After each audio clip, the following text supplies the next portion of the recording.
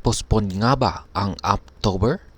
Kaya pa bang balikan ni Bitcoin ang kanyang all-time high na presyo? Yan po ang siyang ating pag-uusapan sa video na ito. Pero bago po tayo magpatuloy, ay nais ko lamang po munang bigyang linaw ang aking disclaimer kung saan ang nilalaman po ng video na ito ay hindi po ito isang financial advice. For education and information purposes lamang po ang layunin nito. Ayan, simula po ng October ay marami pong mga crypto enthusiast ang umaasa na magiging bullish ang market, lalo na para kay Bitcoin.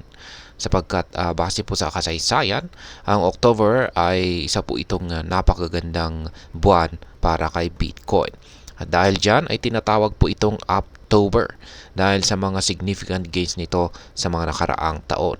Pero ngayong taon, nagkaroon ng malaking sell-off sa unang araw pa lang ng buwan na ito, kung saan ay nagresulta po ito sa $540 million na liquidation. Ito ay dahil po sa geopolitical tensions, particular na ang conflict sa Middle East, kung saan ay nagdudulot ng pag-drop ng presyo ni Bitcoin.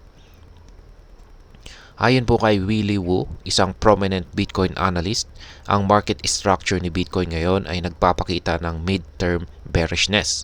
Ibig sabihin sa mga susunod na linggo, maaaring hindi pa agad tumaas ang presyo ni Bitcoin. Ayon po kay Ginoong Woo, ay magkakaroon daw ng cooling off period na umaabot po ng 1 to 3 weeks bago muling subukan ni Bitcoin na mag-rally.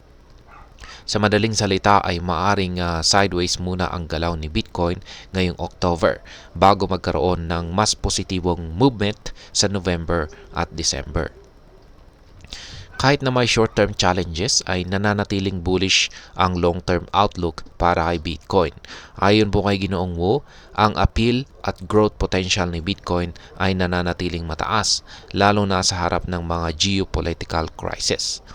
Ang Bitcoin ay nakikita bilang isang hybrid asset. May mga risk-on characteristics ito sa short term, pero may potential na maging risk-off asset sa long term, katulad ng gold. Si Bitcoin ay madalas na ikumpara sa gold pagdating sa pagiging store of value. Pero dahil mas bata pa si Bitcoin, 15 years old pa lamang po siya kumpara sa gold na 5,000 years old, mas volatile pa ito sa ngayon. Ayon po sa Presto Research, ang Bitcoin ay parang isang internet startup na may malaking potential para sa significant network effects. Sa short term, mas nakikita ang risk-on characteristics nito. Para sa long term, maaring maging mas stable ito at mag-function bilang risk-off asset. Para mas maintindihan natin ang volatility ni Bitcoin, maaari po natin tignan ang history ng gold noong mga 1970s. Noong 1974 ay muling binuksan ang US gold market matapos ang private ownership ban mula 1933. Ito ay nagdulot ng malaking volatility sa presyo ng gold habang nire-reassess ng market ang value nito sa bagong monetary policies at floating exchange rates. Sa mid-1980s ay naging mas stable na ang presyo ng gold. Maaring ganito rin ang mangyari kay Bitcoin habang patuloy itong ina-adapt ng mainstream market. Ngayon ay kaya pa bang balikan ni Bitcoin ang kanyang all-time high na presyo? Ang all-time high ni Bitcoin ay nasa presyong $74,000 at sa kasalukuyan ay nasa $61,400 ito. Ayon sa mga analyst, maaring matagalan pa bago muling maabot ni Bitcoin ang all-time high nito. Ang mga factors tulad po ng geopolitical tensions, market sentiments at macroeconomic conditions ay malaking epekto sa presyo ni Bitcoin. May ilang mga potential catalyst na maaring mag-push sa presyo ni Bitcoin pataas. Una ay ang return to form ng spot Bitcoin Exchange Traded Fund or ETF market. Nitong buwan ng September ay nagkaroon po ng surge ng bagong investor money kay Bitcoin na maaaring magpatuloy sa mga susunod na buwan. Pangalawa, ang 2024 presidential election sa bansang US.